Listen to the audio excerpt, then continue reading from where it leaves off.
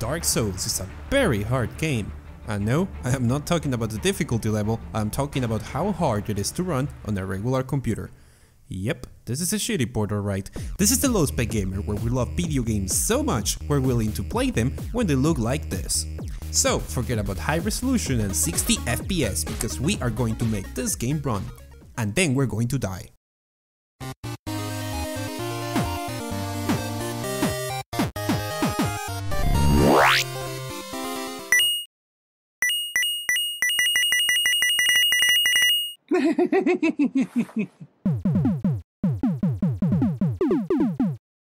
This is the default configuration for Dark Souls that we're going to start with. Dark Souls is known for being a bit of a forced port, with very little graphical options and a very strong lack of optimization. As a result, this is a very CPU intensive game. I did a lot of measuring using this computer and I barely saw my video card usage go over 60%. And we're not talking about an amazing video card here, we're talking about a 5-year-old thing that makes The Witcher 3 look like this and Tomb Raider look like this, and yet this game barely uses it. While my 1.7 GHz netbook CPU struggled and overheated, resulting on a game where every enemy attack will slow down everything at the very start of the game, especially the bosses. Add some more enemies and fire effects and the game went so low I actually got kicked out of playing online. Talk about adding insult to injury. This game is already hard as it is, so there is a tool we must seek to smooth out performance. Let's get to it.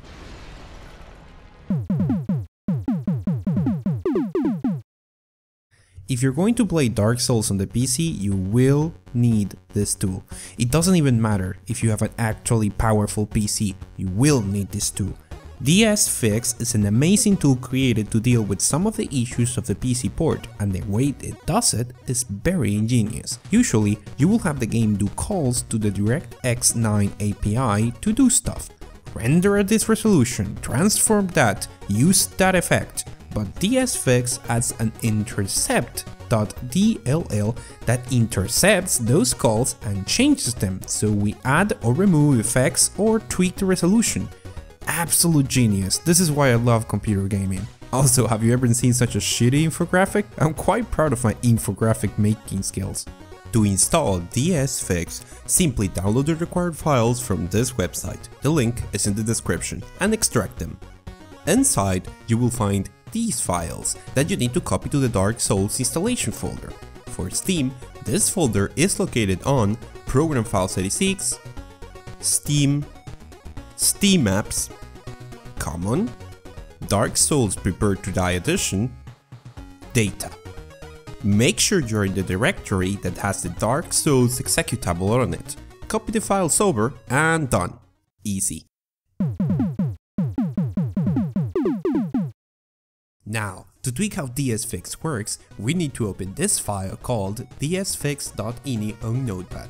There are a lot of parameters here to play with, so let's start with the small ones. First, make sure the anti-aliasing quality is set to 0, which is off.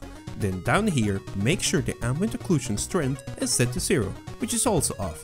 And just in case, I'm going to put its scale to 3, which is the lowest quality, just in case. Now, for depth of field, the lowest possible value is 0, and turn off additional depth of field blur by putting this DOF blur amount to O. Yes, you heard me right, the letter O, not the number 0. Now, down here is Framerate Control. This is something worth experimenting with until you find a comfortable frame rate you can maintain. Once you have unlocked the frame rate by putting this parameter to 1, you can use this limiter over here to control the actual limit. I'm going to aim for the 30 FPS it was designed for, but in my experience the game is playable until 25, so you can put your limit there if you're experiencing trouble. Then we have this parameter over here. DSFix has a function where anti-aliasing is turned on or off depending on the frame rate. This is something for people with decent computers, so we would like it never to enable anti-aliasing. So we're going to put it to a high number that we're never going to reach, such as 50. That's it for the small stuff. Now for the big one. Behold, the resolution control. Probably the two most important parameters when tweaking this game. When Dark Souls was released on PC, gamers were astonished at the fact that the game's internal resolution was locked at 720. So along came DSFix and it opened a world of higher resolution and detailed environments, and we are about to use it for the exact opposite. This over here is the render resolution. This controls how detailed the game looks. The higher the resolution, the more crisp and detailed the game looks, and the worse the performance is. If we want to make this game run perfectly on a slower system, we need to put this under the game's natural resolution. Just one problem, the game was not designed for that, and any lower resolution will make the game crash horribly. Now here is the solution. This second parameter is a display resolution. This controls the resolution of the game's window and the elements of the user interface, such as the menus, the health bar, and so on. If the display resolution is different than the render resolution, the game upscales or downscales the graphics accordingly. The point is, by forcing a display resolution that the game can tolerate, such as 1280 by 800, we prevent the game from crashing, and we can put almost anything on the render resolution, making the game's graphic worse and gaining performance. Let me show you. This is how the game looks with no DSFix installed. In other words, this is the default internal resolution of 720. Notice the details on the environment. Now, with DSFix installed, let's change the internal resolution to 800 by 600. Notice the difference? Details on my equipment are already lower and performance is better. With no DSFix installed, the game kept kicking me out of the online mode every time I fought an enemy. With this resolution, most small combat work alright, but my performance dropped to 15 every time I fought anyone in an open space, and to 10 every time fire effects were involved. You think this is low? We are barely getting started. This is how the game looks with an internal resolution of 640 by 400. Yep, quite noticeable. This is the resolution that did it for me on the computer I used for most of this video. I have put more than 10 hours in the game using this resolution with no problems, so I'm making this one my recommended resolution. Here is a small comparison so you can see how much detail is lost. We have come a long way, and yet we can go lower. Here we are at 400 by 200.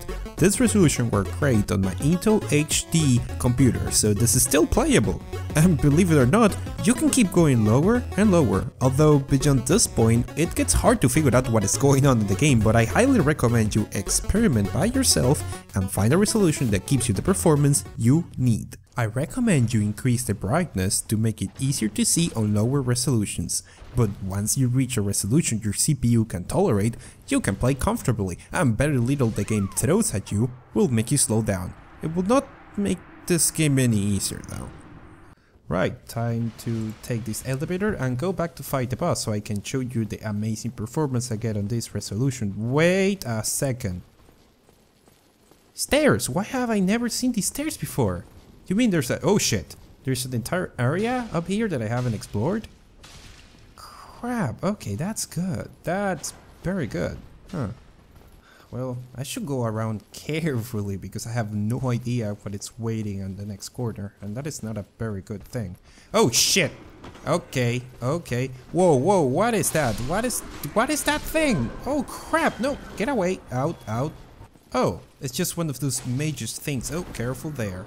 Those guys are strong, but not extremely impossible. Yep, there you go. So that is how you get to this upper floor over here. Interesting. I wonder what else is around here. Good luck. Oh, there's a boss right there, isn't it? Should I go? I have like 2 recovery items. Ah, whatever, let's do it. This looks like a boss. This looks like a boss. Maybe it wasn't that good of an idea to run here. Oh man, I don't like the look of this. I do not like the look of this. I should have not come here. I should not— shit, oh crap. Shit, it's fast. Oh okay, not the best idea. Oh, why did I have to start recording while doing something new? I have no idea how to defeat this guy. Whoa. He still can attack. Did I just go down his tail? Did I just— whoa, okay, I can't believe that. Did I actually got this on camera? I wish, whoa, okay. I wish I could be acted this. I wish I could have staged this. Jesus, I just turned on the camera and stuff happens. Crap. I'm doing actually very fine. And it seems I got a weapon out of his tail. That is amazing. And look at the performance. I haven't lost one frame. Everything's doing fine. Oh, fine. Wait, where's all this fire coming? Wait, there's two of them? Are you kidding? There's two of them.